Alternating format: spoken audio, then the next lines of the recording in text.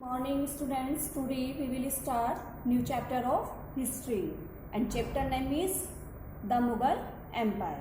आज हम इस चैप्टर में मुगल एम्पायर के बारे में डिस्कस करते हैं कि कौन कौन से मुगल एम्पर थे, किन्होंने किस तरीके से अपने वार किए, उनकी क्या क्या पॉलिसीज हैं, इन सब के बारे में हम डिस्कस करते हैं।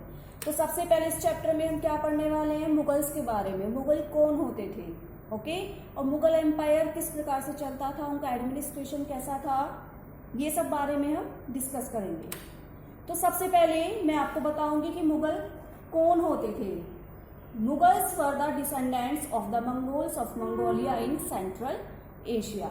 जो मुगल लोग थे वो सेंट्रल एशिया में मंगोलिया के ही वंशज थे, उनको मंगोलिया भी कहा जाता था। ठीक है, मंगोल वंश के ये इस एक एक करके सारी डायनेस्टीज उनकी उभर के आई, और जैसे हमारा ये बाबर हो गया, हुमायूं, अकबर, ये सारे एक एक करके एम्परर बने अपने मुगल वंशज के।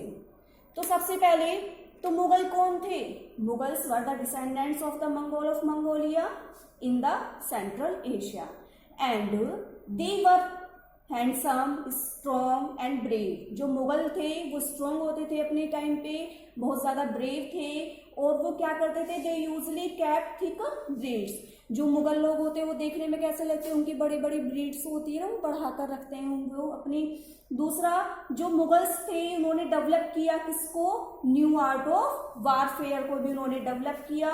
उन्होंने अपने वार में क्या क्या नई नई चीजें यूज की, आर्टिलरी को यूज किया, तोप यूज की, और उन तोप के थ्रू उन्होंने एक नए नए जिसके साथ वो युद्ध करते थे उनको वो डिफीट करते गए और अपना एम्पायर आगे बढ़ाते गए। Okay, and the Mughal had heard a lot about India's huge wealth. अभी जो मुगल्स लोग थे ये इंडिया में कैसे आए, इनको ये पता लगा कि जो हमारा इंडिया है, हमारे इंडिया के पास बहुत बड़ी मात्रा में क्या है, बहुत ज्यादा वेल्थ है। तो उन्होंने उस वेल्थ को गेट करने के लिए क्या किया, इंडिया पर अटैक करने शुरू कर दिए। समझ में आया? कंटिन्यू जो दिल्ली सुल्तान थे उनको उन्होंने हैरस करना शुरू कर दिया, और फाइनली इन 1526 जो बाबर थे उन्होंने इब्राहिम लोदी को हराया पानीपत के युद्ध में। पानीपत का युद्ध कब हुआ था? 1526 में। ठीक है, और इस तरीके से बाबर ने अपना मुगल एम्पायर किसमें, इंडिया में एस्टेब्लिश किया। तो इस तरीके से जो मुगल लोग हैं वो भारत में आए, किस लिए, भारत के धन को लूटने के लिए और अपना साम्राज्य फैलाने के लिए। समझ में आया? तो ये थे हमारे मुगल।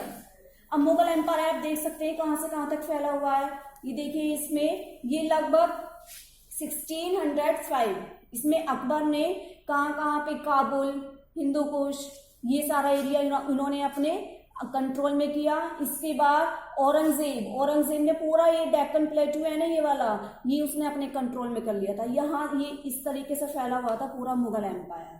ओके, उसमें सूरत भी आता है, पंजाब भी आता है, दिल्ली भी, पूरा डेक्कन प्लेटू औरंगजेब ने क्या कर लिया था, कंट्रोल कर लिया। अब इसके बाद एस्टेब्लिशमेंट कैसे आया, यही मैंने आपको बताया था कि जब मुगल्स को पता चला हमारे इंडिया के पास बहुत ज्यादा मात्रा में क्या है, वेल्थ है, उन्होंने अटैक करने शुरू कर दिए, और जो रूलर्स थे उनको हैरिश करना शुरू कर दिया। ठीक है, और उन्होंने अपनी पावर के थ्रू, अपनी जिसे कहते हैं अपनी बहुत ज्यादा पावर के थ्रू उन्होंने नई नई चीजें यूज की और इंडिया पर अटैक किए, और इंडिया में उन्होंने अपने मुगल डायनेस्टीज को एस्टेब्लिश कर ली। समझ में आया? इसके बाद ये है मुगल डायनेस्टी। सबसे पहले कौन हुए Mughal empire? Babur, after that Humayun, after that Akbar, Jahangir, Shahjahan and Aurangzeb. ये हमारे 6 एम्पायर हैं मुगल के। समझ में आया? 6 एम्पायर हैं ये मुगल के। तो सबसे पहले अब हम इनको 1 बाय 1 डिस्कस करते हैं। बाबर कौन था? बाबर कौन था? उसने कौन कौन सी विक्ट्री गेट की, कौन कौन से उसने युद्ध लड़े? तो अब ये बाबर है। Mughal empire was founded by Babur. जो ये बाबर है इसका पूरा नाम था जाहिरुद्दीन मोहम्मद बाबर। कब इनका बोर्न हुआ था? 14 फेब को 1483 में। Okay, and he founded the Mughal empire after his victories at the battle of Panipat 1526 and the battle of Khanwa. और जो ये मुगल एम्पायर के नाम से कब जाने गए? जब इन्होंने 2 युद्ध लड़े, battle of Panipat and battle of Khanwa. समझ में आए? ये दो मोस्ट इंपोर्टेंट बैटल हैं, इनको याद रखना आप सभी। इसके बाद he was direct descendants of Timor from the barless clan, और ये बताइए किस वंशज से थे ये? डायरेक्ट एम्पायर इनको अपॉइंट किया गया, इनके फादर ने किया था। इसके बाद जब ये जो बाबर हैं, जब इन्होंने युद्ध के लिए लड़ना शुरू किया तो इनके सामने क्या किया? जब इन्होंने युद्ध शुरू किया अपना लड़ना, जब इनको विक्ट्री मिलनी शुरू हुई तो उसके क्या क्या रीजन थे? इन्होंने अपने बैटल में आर्टिलरी का यूज किया था, बहुत अच्छी अच्छी तोपें यूज की इन्होंने। दूसरा, इनके जो हॉर्समैन थे इन्होंने इनको बहुत अच्छे से ट्रेंड किया हुआ था, ताकि वो जो हॉर्स हैं वो एक जगह से दूसरी जगह कैसे जा सके, इन्होंने अपनी लाइंस में उनको इस तरीके से अरेंज किया हुआ था। इसके बाद जो बाबर ने जितने भी युद्ध किए हैं उसने अपनी एक ऑटोबायोग्राफी लिखी जिसको तुजुके बाबरी कहा जाता है। क्या कहा जाता है? तुजुके बाबरी। उसमें उसने अपनी विक्ट्री के बारे में लिखा है। समझ में आया? ये थे बाबर की विक्ट्री के रीजन, अच्छी अच्छी तोपों का यूज करना, और उसने अपने जितने भी आर्मी थी, हॉर्समैन थे, उसने उनको बहुत अच्छे से ट्रेंड किया हुआ था। इसके बाद आप देख सकते हैं यहाँ पे the first battle of Panipat कब हुआ था? 1526, ठीक है। और किस किस के बीच हुआ था? बाबर और इब्राहिम लोदी, जिसने बाबर ने इस युद्ध में इब्राहिम लोदी को हरा दिया था। उसके बाद वो मुगल एम्पायर के नाम से जाने लगा। इसके बाद बैटल ऑफ खानवा आप जान सकते हैं कहाँ पे है? नियर द विलेज ऑफ खानवा। खानवा गांव है। उसके बाद वहां पे ये इस बैटल को उन्होंने लड़ा, और इसके बाद ये जो हमारे बाबर थे इनकी जो डेथ हुई थी, इन्होंने बहुत सारे युद्ध लड़े, दो मोस्ट इंपोर्टेंट मैंने आपको बताए हैं। और इसके बाद इनका जो युद्ध था वो उन्होंने क्या किस तरीके से लड़े अपने अपने युद्ध के बारे में, इसके बारे में एक छोटी सी कहानी है। हुमायूं सक्सेडेड। हुमायूं ने कौन कौन से? एक तो गुजरात, मालवा, इन सारे प्रांतों को जीता। दूसरा, जब हुमायूं युद्ध को जीतने लगा तो उसके सामने एक रियल सिचुएशन बहुत ज्यादा डिफिकल्ट हुई जो उसके सामने आई। उस पे जो हमारा मुगल एम्पायर है ये बाबर, इस पे किसने अटैक किया था? हुमायूं इस पे अटैक किया था फरीद ने। ये देखिए यहाँ पे हुमायूं है, ये हमारा हुमायूं। इन पे अब इनके सामने क्या क्या डिफिकल्टीज आई बाबर के बाद जब हुमायूं ने युद्ध लड़े? तो इनके सामने आई थी जो अफगान एंड राजपूत किंगडम्स थे, उन्होंने मुगल्स को एक फॉरनर के रूप में रिगार्डेड किया, वो उनको फॉरनर कहते थे। और दूसरा, जो राजपूत किंगडम्स हैं और जो अफगानी थे वो लोग किसको? मुगल्स को भारत के बाहर निकालना चाहते थे। दूसरा, जो जितना भी बड़ा एम्पायर था, जो भी जितना बड़ा साम्राज्य था उनका, वो एक साथ मिला हुआ नहीं था। तीसरा, जो लैंड रिवेन्यू थे वो कलेक्ट नहीं होते थे, तो इसलिए उनकी फाइनेंशियल प्रॉब्लम, जो फाइनेंशियल स्थिति थी वो ज़्यादा वो पुअर थी। इसके बाद जो Humayun's ambitious brother prove to be rebellious, और जो हुमायूं का बहुत एम्बिशियस ब्रदर था वो बहुत ज्यादा विद्रोही था। तो ये सारी डिफिकल्टीज हुमायूं के सामने आई जिस वजह से वो युद्ध नहीं लड़ सके। और जब उन्होंने ये युद्ध भी लड़े, ठीक है, ये सारी डिफिकल्टीज हैं जिस वजह से वो युद्ध लड़ने में उनको बहुत ज्यादा सामना करना पड़ा इन सारी मुसीबतों का। अब इसके बाद उन्होंने जो युद्ध लड़े वो कौन कौन से थे? उन्होंने कौन कौन से राज्य अपने कंट्रोल में कर लिए थे? गुजरात एंड मालवा का, ठीक है। लेकिन उसके साथ भी उनके साथ बहुत सारी डिफिकल्टीज आई, जैसे जो फरीद है, फरीद किसे कहा जाता है? जो शेरशाह सूरी था उसका नाम फरीद था, ठीक है। उसने मुगल आर्मी पर अटैक किया था, कब? चौसा पर, चौसा में। और ये चौसा का युद्ध कब हुआ था? 1539 में। इसके बाद और जो ये फरीद था वो बंगाल और बिहार का रूलर माने जाने लगा। उसके बाद जो शेरशाह, इसको शेरशाह के नाम से भी जाने लगा, ठीक है। इसको टाइटल दे दिया शेरशाह का, फरीद को। इसके बाद जो मुगल थे वो पूरी तरह क्या हो गए? डिफीट हो गए, और शेरशाह क्या हो गए? दिल्ली और आगरा का किंगडम चुना गया, ठीक है, किंग उसको चुना गया। इसके बाद जो जितने भी किंगडम्स थे, जैसे जो हुमायूं से पहले जो बाबर था, जिसने जितना भी अपना राज्य अपने कंट्रोल में कर लिया था, वो सारा लॉस्ट हो गया। किसकी वजह से? फरीद की वजह से, क्योंकि सब कुछ उसने अपने कंट्रोल में करने की कोशिश की। इसके बाद जो हुमायूं था, जब उसके सामने ये सारी डिफिकल्टीज आने लगी अपने युद्ध के समय, तो उसने फाइनली क्या किया? वो सिंध जगह को छोड़ दिया, वो पर्सिया जाके रहने लगा, ठीक है। वो एक जगह से दूसरी जगह घूमने लगा। इसके बाद हुमायूं मार्च टूवर्ड्स इंडिया इन फरवरी, और जो हुमायूं था वो फिर इंडिया कब आया? फरवरी 1555 में आया और उसने लाहौर को अपने कंट्रोल में कर लिया। ठीक है, इसके बाद और हुमायूं कब आया था इंडिया में, उसका साथ दिया था। वो कहाँ चला गया था, पारसिया चला गया था ना। तो जो पारसिया का जो किंग था उसने उसका वेलकम किया, उसने उसको नई नई चीजें बताई, नई नई पॉलिसीज बताई कि आप किस तरीके से इंडिया के जितने भी स्टेट है उनको अपने कंट्रोल में कर सकते हैं। ठीक है, तो इसीलिए वो फिर इंडिया आया और उसने लाहौर को अपने अधीन कर लिया। इसके बाद हुमायूं ने किसको डिफीट किया, सिकंदर लोधी को। ठीक है, और उसने दिल्ली और आगरा को भी अपने कंट्रोल में कर लिया। और जब हुमायूं ने ये सारे स्टेट्स अपने कंट्रोल में कर लिए तो जब उसकी इतनी सारी जीत हो गई तो उसने अपनी विक्ट्री के लगभग 7 मंथ ही हुए थे उसकी विक्ट्री को, उसकी डेथ हो गई। और उसकी डेथ कैसे हुई थी, उसकी एक लाइब्रेरी है दिल्ली में, वहां वो लाइब्रेरी की सीढ़ियों से गिर के उसकी डेथ हो गई थी। ठीक है, तो जो हुमायूं है उसने पहले बहुत ज्यादा डिफिकल्टीज देखी, उसके बाद उसने बहुत ज्यादा विक्ट्री प्राप्त की। ठीक है, उसको बहुत ज्यादा विक्ट्री मिली और उसके बाद वो ज्यादा दिन नहीं जी सका, उसकी डेथ हो गई। और किस वजह से हुई थी उसकी डेथ, लाइब्रेरी की सीढ़ियों पर से वो गिर गया था। समझ में आई, ये थी बाबर और हुमायूं की कहानी। अब इसके बाद ये देख सकते हैं आप, हुमायूं का टॉम है दिल्ली में। ठीक है, ध्यान रखना, हुमायूंस टॉम इन दिल्ली। इसके बाद अब हम बात करते हैं शेरशाह सूरी की। शेरशाह सूरी कौन था, Sher Shah Suri was the son of noble jagirdar of Jaunpur in Bihar. जो शेरशाह सूरी है वो जागीरदार का बेटा था, बिहार में जौनपुर नाम की जगह है, वहां उसका जन्म हुआ था। और उसने हुमायूं को 2 टाइम्स डिफीट किया था। पहले का चौसा के युद्ध में 1539 में, दूसरा उसने कन्नौज पे किया था 1540 में। इसके बाद जो शेरशाह है उसकी डेथ हो गई। कब, किस तरह से हुई थी उसकी डेथ, वो जब वो कालिंजर को अपने अधीन करना चाहता था, कालिंजर को वो सीज करना चाहता था, तब उसकी डेथ हो गई थी किसी गन की शूट के थ्रू। और इसके बाद उसको जो दफनाया गया था वो कहाँ पे दफनाया गया शेरशाह सूरी को, सासाराम में, बिहार में उसकी एक जगह बनाई गई, उसका नाम सासाराम रखा गया। बहुत सुंदर उसकी टॉम बनाई गई। ठीक है, वहां पे उसको ब्रीड किया गया। समझ में आया, ये है शेरशाह सूरी। अब इसके बाद शेरशाह सूरी का एडमिनिस्ट्रेशन अगर हम जाने तो उसने बहुत अच्छे अच्छे काम किए थे शेरशाह सूरी ने क्या किया, he paid to his army salaries in cash regular. Sher Shah ने अपनी आर्मीज को हमेशा रेगुलर मंथली उसने सैलरी भी दी, वो भी कैश में। उसके बाद उसने बहुत ज्यादा जनरल वारफेयर के भी काम किए लोगों के लिए। उसने एक फेमस रोड बनवाई जिसका नाम जीटी रोड कहा जाता है। कहाँ है वो, कलकत्ता टू पेशावर, कलकत्ता से पेशावर तक उसने जीटी रोड बनवाई।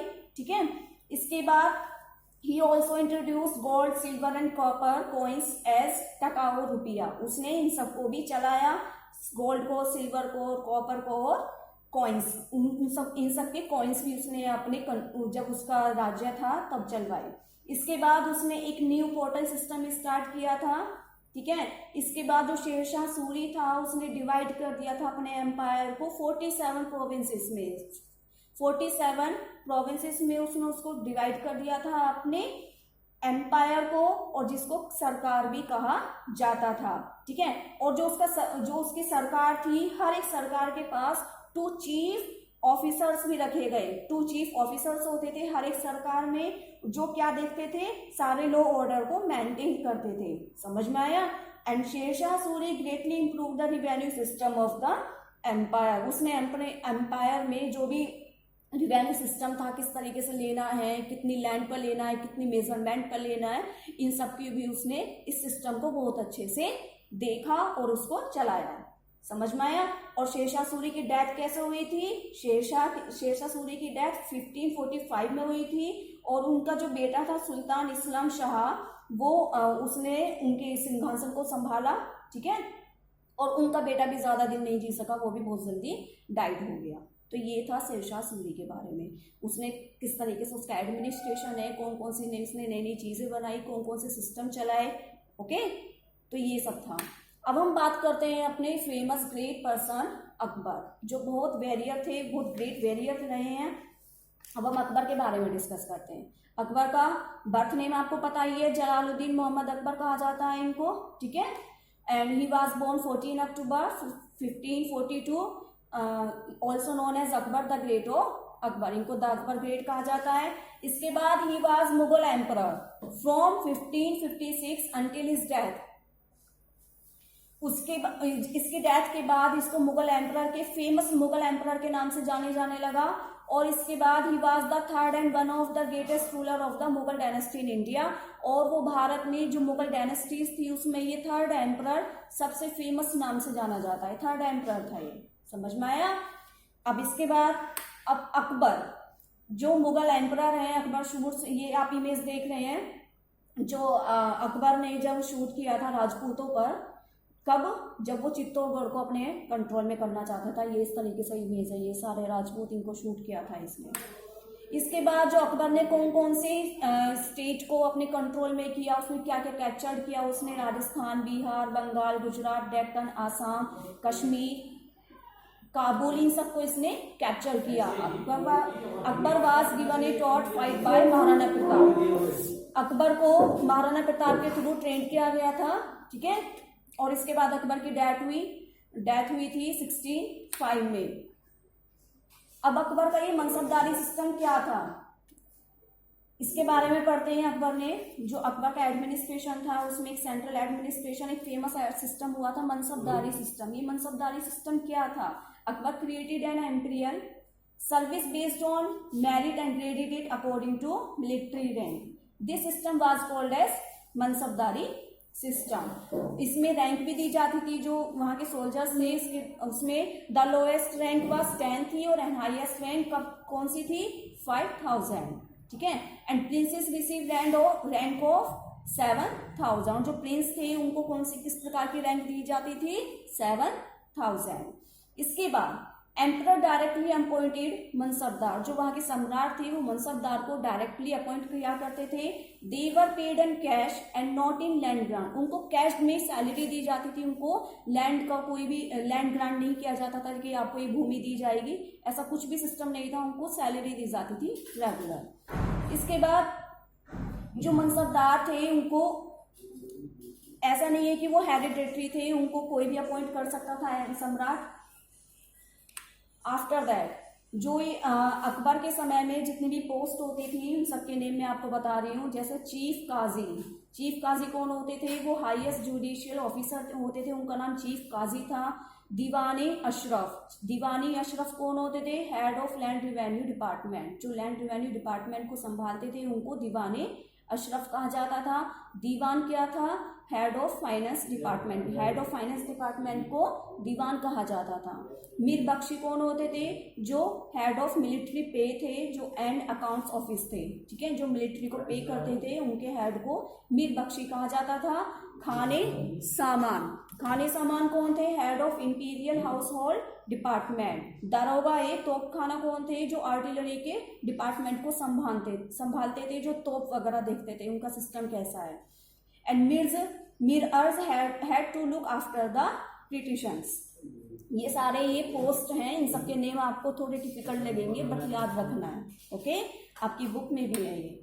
इसके बाद प्रोविंशियल जो एडमिनिस्ट्रेशन था वो किस तरीके से चलता था, इसके 5 स्टेप्स थे। जो सबसे पहले जो उनका पूरा एम्पायर था उसको 15 सूबाज में डिवाइड किया गया, उनको 15 सूबा में। इसके बाद सरकार में उसको डिवाइड किया गया और सरकार को कौन संभालता था, प्रंगांस। एंड इसके बाद विलेज। ये सारा ये पूरा सर्कल चलता था इनका प्रोविंशियल एडमिनिस्ट्रेशन का। आप अपनी बुक में भी देखना तो भी आप अच्छे से समझ पाएंगे। इसके बाद रिवेन्यू सिस्टम कैसा था, उनकी इनकम फ्रॉम ट्रेड से किस प्रकार की इनकम होती थी, कौन कौन सी स्टेट से उनका, कौन कौन सी कंट्री से ट्रेड होता था। तो land was the main source of income of the state. जो लैंड थी, जो भूमि है, वो उनका मेन सोर्स था इनकम का, ठीक है। And the state officers were paid their salary in grant of jagir. और जो स्टेट ऑफिसर्स थे उनको पेड की जाती थी सैलरी। इसके बाद जो राजा टोडरमल थे was the in charge of the land revenue. Raja Todarmal को अपॉइंट किया था अकबर ने, वो लैंड रिवेन्यू के इंचार्ज को संभालते थे।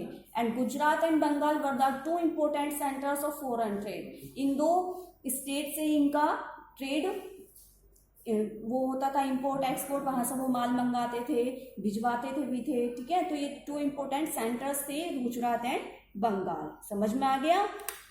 इसके बाद लिटरेचर कौन कौन सी हैं, कौन कौन से एजुकेशंस चलाई गई, आर्ट्स क्या क्या थी। तो लिटरेचर में फेमस लिटरेचर आती है अकबरनामा। अकबरनामा जो थे अबुल फजल थे, अबुल फजल ने अकबरनामा को लिखा था। इसके बाद अकबर ट्रांसलेटेड द रामायण महाभारत। अकबर ने रामायण एंड महाभारत को भी संस्कृत से पार्सियन में ट्रांसलेट किया था, ठीक है। केशव, रहीम, सूरदास, तुलसीदास वो वहां के क्या थे, ग्रेट हिंदी पोएट थे अकबर के समय के। तानसेन भी फेमस म्यूजिशियन एंड सिंगर था अकबर के दरबार का। समझ में आया, ये सब बातें ध्यान रखनी है आप सभी को। इसके बाद आप ये देख सकते हैं आर्किटेक्चर कौन कौन से, तो उन्होंने क्या क्या बनवाया। उन्होंने बुलंद दरवाजा फतेहपुर सीकरी में आगरा में, जामा मस्जिद, पंचमहल, अकबर टॉम्ब सिकंदरा में है, टॉम्ब ऑफ शेख सलीम चिश्ती फतेहपुर सीकरी में, हुमायूं का किला, दीवानी खास, ये सारे मोस्ट इंपोर्टेंट आर्किटेक्चर रहे हैं अकबर के समय के। इसके बाद अकबर की राजपूत पॉलिसी क्या थी, उन्होंने राजपूतों के साथ किस तरीके से बिहेव करना, उसकी पॉलिसी बनाई थी। Akbar Rajput policy was one of the his greatest achievement. He entered into marriage alliances with Rajput. उसने भी एक राजपूत वाइफ से उसने मैरिड की थी जिसका नाम जोधा भाई था। और उसके बाद he gave religious freedom to his wives to follow Hindus. उसने अपनी वाइफ को फ्रीडम भी दी अपने रिलीजियस को फॉलो करने के लिए। उसको बांध के नहीं रखा कि हम मुगल हैं तो आप मुगल को ही फॉलो करो। उसने अपनी वाइफ को पूरी फ्रीडम दी। इसके बाद जो उसकी पॉलिसी थी, this policy ended the old enmity between the Rajput and Mughals. और उसकी इस पॉलिसी ने मुगल एंड राजपूत के बीच के जो रिलेशनशिप थे उनको बहुत अच्छे से बना के रखा। रिलेशनशिप उनके और अच्छे होते चले गए। And he place Rajput in the Mughal government. और उसने राजपूत को मुगल गवर्नमेंट में प्लेस कर दिया। This greatly help him to achieve success. और उसका ये जो महान कार्य था वो बहुत बड़ी सफलता थी उसके लिए। इसके बाद सोशल रिफॉर्म्स क्या थे अकबर के द्वारा चलाए गए। उसने अब अकबर ने सोशल रिफॉर्म्स कौन कौन से चलाए, जैसे ही स्टॉप द प्रैक्टिस ऑफ सती। उसने सती प्रथा होती थी उसको खत्म किया, ठीक है। जैसे उसमें क्या होता था, allowed those women who committed Sati on their on free will. जो उसमें क्या होता था, जो वाइफ होती है वो अपने हस्बैंड की डेथ पर उसके साथ ही जल जाती थी, तो उसने इस प्रथा को खत्म कर दिया। इसके बाद Akbar promoted window remarriage. Akbar ने विधवा विवाह को भी अच्छे से उसको प्रमोट किया। And he stop the Pilgrim tax. Pilgrim tax क्या होता था, जजिया कर, उसको भी स्टॉप किया। क्योंकि जो नॉन मुस्लिम होते थे ना, जो एक तो मुस्लिम है ही है उनको पे करना है, जो नॉन मुस्लिम होते थे उनको भी पे करना होता था, तो उसने इस सिस्टम को खत्म कर दिया। और उसने गर्ल्स की एज जो होती थी कि भाई गर्ल्स की इस एज में मैरिड कर देनी चाहिए, बॉयज की इस एज में, तो उसने उस एज को भी रेज किया। उसने 14 की और बॉयज के लिए 16। He was against polygamy and also Akbar followed the policy of religious tolerance. Akbar ने जो भी पॉलिसीज बनाई उन सबको खुद भी फॉलो किया और औरों को भी फॉलो करने के लिए कहा, ठीक है। अब आपका ये चैप्टर फिनिश होता है। इस चैप्टर में मैंने आपको बहुत कुछ बताया है बेटा। ये चैप्टर आप अच्छे से पढ़ेंगे, अपनी बुक के थ्रू देखेंगे, अकबर के बारे में, हुमायूं के बारे में, बाबर के बारे में, मुगल कौन थे, कैसे आए। और नेक्स्ट वीडियो में मैं आपको इससे आगे बताऊंगी, इससे आगे भी टॉपिक्स जो भी रह गए उन सबको कवर करूंगी, ठीक है। आर्किटेक्चर बहुत अच्छा है इसका कि किस किस स्टोन से बनाए थे उन्होंने। रेड मटेरियल स्टोन यूज किया था, रेड स्टोन, ठीक है। और जो आर्किटेक्चर थे अकबर के समय के वो Persian and central Asian style में भी बनाए गए थे। हिज बिल्डिंग एट जो उसकी आगरा में बिल्डिंग है फतेहपुर सीकरी में, वो भी रेड स्टोन से बनाई गई थी। मतलब इसकी हर एक चीज अकबर के समय की जो है बहुत ज्यादा यूनिक रही है, बहुत ज्यादा स्पेशल रही है और बहुत ज्यादा यादगार भी रही है। तो लोग आज भी अकबर को सबसे ज्यादा मानते हैं क्योंकि वो ग्रेट पर्सन थे, ग्रेट वॉरियर्स थे। उन्होंने बहुत अच्छे अच्छे रिलेशनशिप बनाए थे अपने और राजपूतों के बीच में, ठीक है। उन्होंने राजपूत को कभी ये नहीं कहा कि आप हमारी डायनेस्टीज को फॉलो करो, आप सिर्फ मुस्लिम्स को मानो। उन्होंने बहुत अच्छे अच्छे ग्रेट वर्क किए हैं, समझ में आया। तो जो भी रिमेनिंग टॉपिक रह गए हैं उन सबको मैं आपको नेक्स्ट वीडियो में पढ़ाऊंगी। तो so watch this video through your social science book and thank you. Be safe, be healthy.